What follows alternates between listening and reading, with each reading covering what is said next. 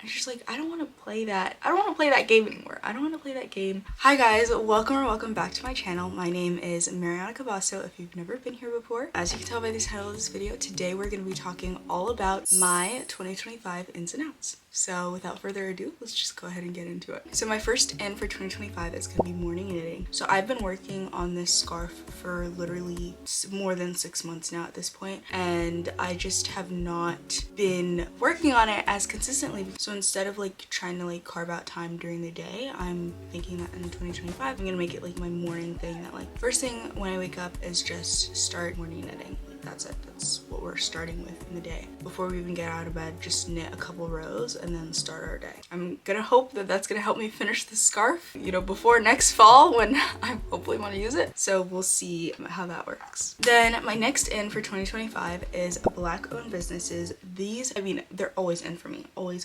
But in 2025, I want to make it a purpose to really like try to shop from not exclusively Black-owned businesses, but like mainly Black-owned businesses, because really you vote with your dollar, and I want to be supporting people and businesses that I really care about, and that's how I plan on doing it in 2025. Another in for me is scrapbooking. This is always, and again, a thing that has always been in for me, but I want to make it more in next year and like do it like every week. So next year I'm challenging myself that like every week I want to do at least one creative project. So whether that's scrapbooking or another one of my ends that I'll get to in a second, I want to try to do something creative that's like not for anybody else. Like my scrapbook isn't for anybody else, it's just for me to look back at memories and to have those memories in a physical sense. Another in for me in 2025 is themed parties. I love throwing parties and hosting. My mom is a big hoster, so I've been helping her throw and host parties for at least a decade, if not longer. And now that I'm getting older, I can now start to do my own themed parties, and I'm really excited. Next year I'm going to be planning a really fun, exciting party that I'm super duper excited about. I'm gonna vlog the whole process and make a video about it, but for now just know that theme parties are so in for me. Another in for me is trying new recipes. So I bought myself a cookbook, my first cookbook that I've ever bought like with my own money, and it's from Justine Cooks. I love her. I found her on TikTok before I deleted the app.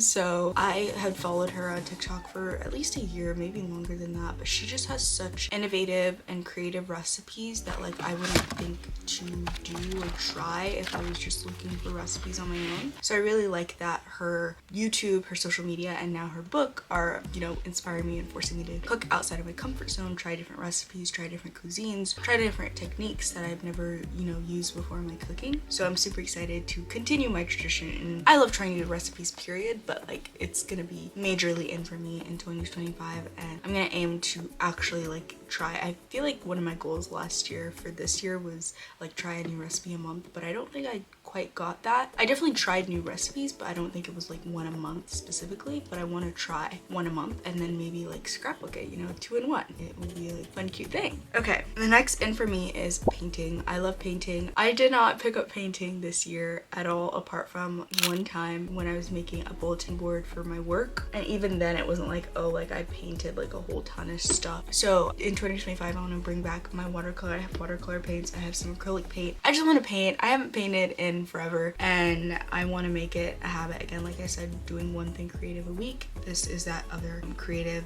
thing that I want to do, just to decompress and do something for me that's not for anybody else, but just for me to be creative and let that kind of part of my mind explore and be nourished, because this year it was not nourished at all. So I am excited to hopefully get back into that in the new year. Then another in for me is mocktails. I am like aware of mocktails, but I've never like made them consistently. My mom has been big in juicing, so we've been into juicing this past year, but next year I want to get into making like more fun drinks like mocktails with like carbonated seltzer water, and just doing fun stuff with fruits and syrups and stuff. And I think that could be a fun, you know, thing for 2025 that I want to do more often. So another in for me for 2025 is discovering new music. Now, discovering new music is like always in for me. Like, I'm always listening to new artists, new albums or songs from artists that I love already, and I'm huge on like not limiting myself to one genre. I kind of talked about some things that I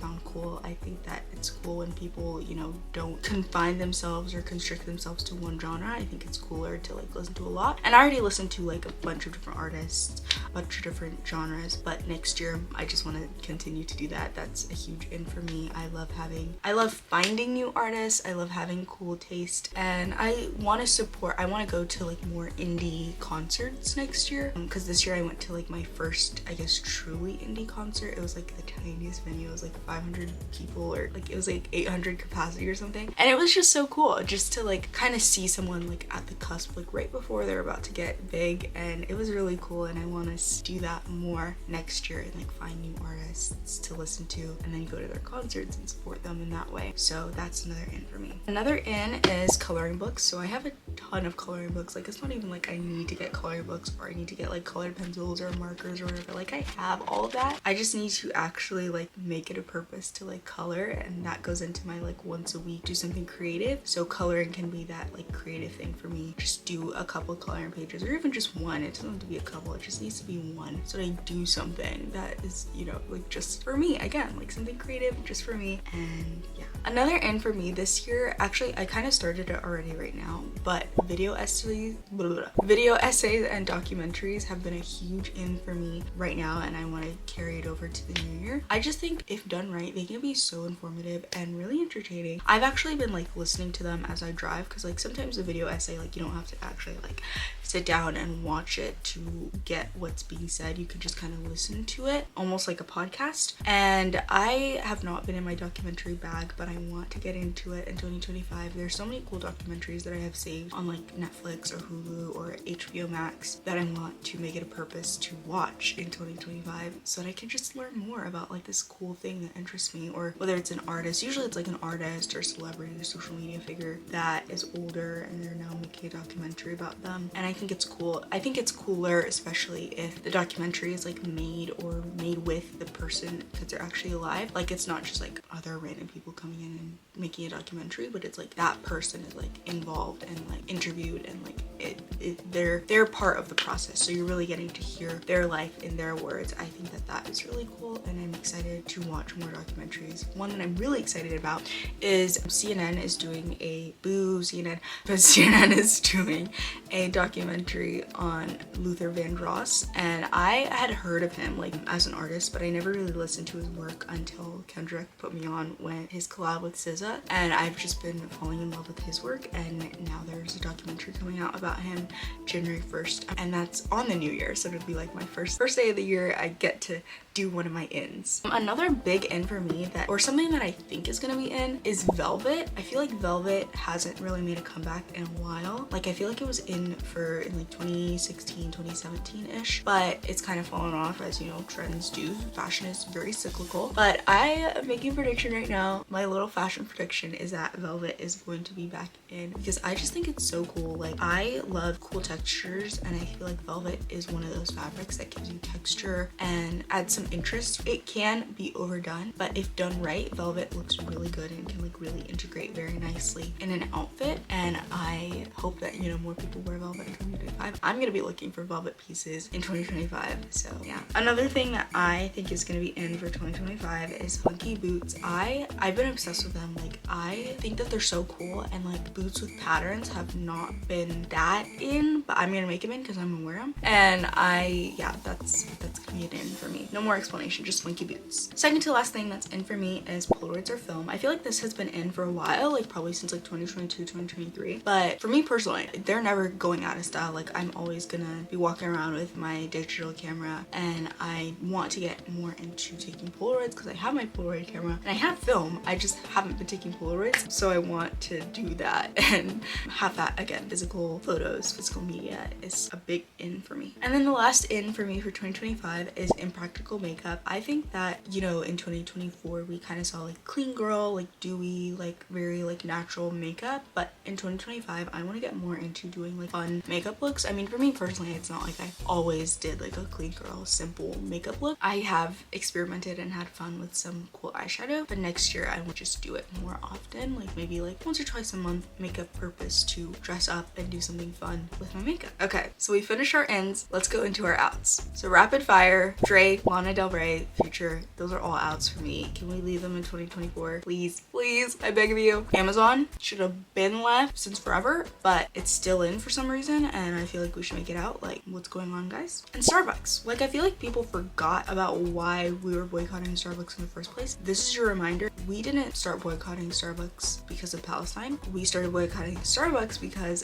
they are anti-union. Starbucks, Amazon, Trader Joe's even, they're all anti-union, big union busters. That's why the boycott started in the first place. But then Palestine, you know, got into the limelight, and that made people kind of misconstrue the boycott, and a lot of people thought that the boycott for Starbucks was about Palestine, and in reality it was not. But we can leave Starbucks in the past. I mean, their drinks aren't that great and they're kind of expensive, and there's a good reason to boycott them apart from what's going on in the Middle East, even though they're not really involved in that. But from their union busting activities, that is a good reason to boycott. If you're looking for one, it is. Screen time. Screen time is a big out for me in 2025. As you can see, a lot of my ends involve not being on a screen and doing stuff physically with physical media. So screen time is just an out for me. I deleted TikTok, and TikTok was really the biggest social media for me on my phone. I literally TikTok and Twitter and Pinterest even, and Tumblr, like all my big four, my big three social medias, just because I was spending way too much time on there and I just didn't feel like it was productive. Like, yes, I was so involved in pop culture and like I knew everything that was happening, but it wasn't productive to my goals and what I wanted to do. And literally the week after, so before I deleted TikTok and Twitter and everything, I think I was averaging like 4 to 6 hours of screen time a day. Deleted them, immediately went down to like an hour and a half, 2 hours, and that included like Spotify, commuting, me having time on GPS. So like my screen time was ridiculously low just from deleting those apps and like focusing on school. And it wasn't like I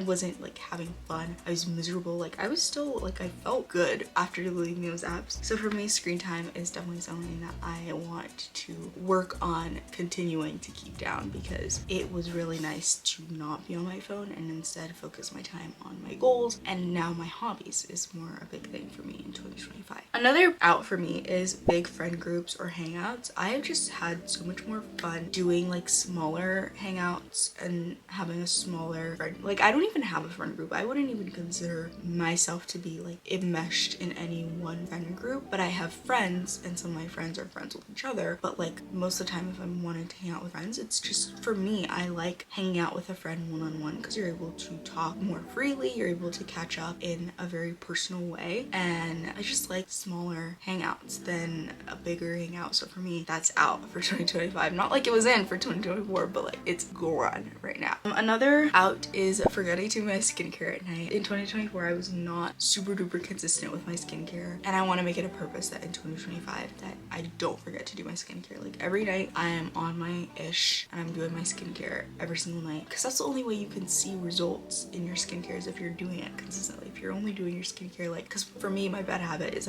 I'll be like good, I'll do my skincare like Monday through Friday, and then like Saturday, Sunday, and then maybe Monday, and it's just, yeah, it's like I'm on for a few days and then I'm off for a few days, and on, off, and that's not how skincare works. Skincare works best when you make it a ritual, you make it a habit, and you are doing it consistently every single day. Another thing out for me in 2025 is forgetting to drink water. I've been not that great about water, but I want to get better in 2025. So out is forgetting to drink my water. In is carrying my bottle with me everywhere and actually remembering to drink out of it every single day. And I think I might have to do a thing where I like have an alarm in my phone like every other hour, just like to remind me like, hey, drink water, drink water, drink water every other hour. Because then if I like force that into my schedule, and I can't forget, because I'll be having an alarm going off, and then it'll remind me, okay, yeah, let me get up, drink water, come back, keep doing what I'm doing.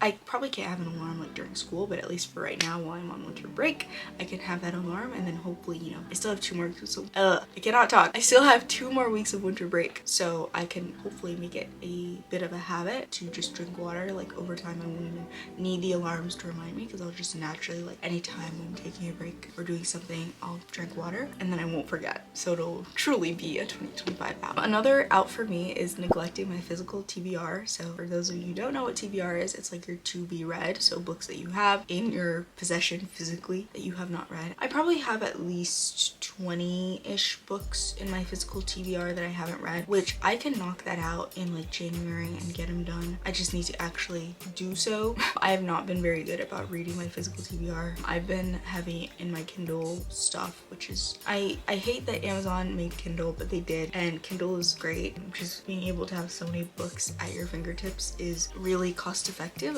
but I want to get rid of it so that I can stop neglecting my physical TBR, read all the books that I have physically that I need to read, and then that way I can start buying more books. I've put myself on a bit of a book buying hiatus. I only bought like 1 book within the past 3 months, so I've been pretty good with keeping off buying more books, because the problem is I'll buy new books, I'll read them, and then I won't read the old books that I already have. Like the 1 book that I bought, Real, I read it and it was so good, and I'm glad that I bought it, but I read it and I finished it, and now I have like no interest in reading any of the other books that are in my shelf that I need to read. So yeah. Okay, second to last out for me in 2025 is wearing the same outfit combinations. I just feel like sometimes you get so into like your routine that you forget that you can like do other stuff with your clothes, especially, at least for me. Like sometimes I just find that I am wearing like the same pattern, the same sweater with the same top, the same this with the same that. So in 2025, I just want to like stop doing so many of the same outfit combos and instead do stuff actually is different and cute and unique, and it'll force me to get out of my comfort zone and find new things that I like within the clothes that I already have, like not necessarily having to buy something new, but working with what I have to make new outfit combinations. And then the last out for me for 2025 is brain rot. This kind of goes into the screen time thing, but I don't want to be mindless and say that that's like me relaxing. I want to be very intentional about my relaxation and have it be something that is actually relaxing and rejuvenating, and not just like scrolling on social media, because a lot of the times, I was talking to a friend about this, but it's really like Russian roulette. You're playing Russian roulette every time that you're scrolling on social media, because sometimes you'll scroll and you'll feel better, and then other times you'll scroll and you'll feel just so much worse about yourself. You'll feel like you're not doing enough. You'll feel like your room isn't pretty, your clothes aren't pretty enough, you need to do this, you need to do that. It's just like, I don't want to play that. I don't want to play that game anymore. I don't want to play that game. I don't want to, like, my relaxation time might make me feel better. It might not. No, I could just do things that I know are gonna make me feel better. Like make a cute painting, or scrapbook, or talk to a friend, or read a book. I like things that I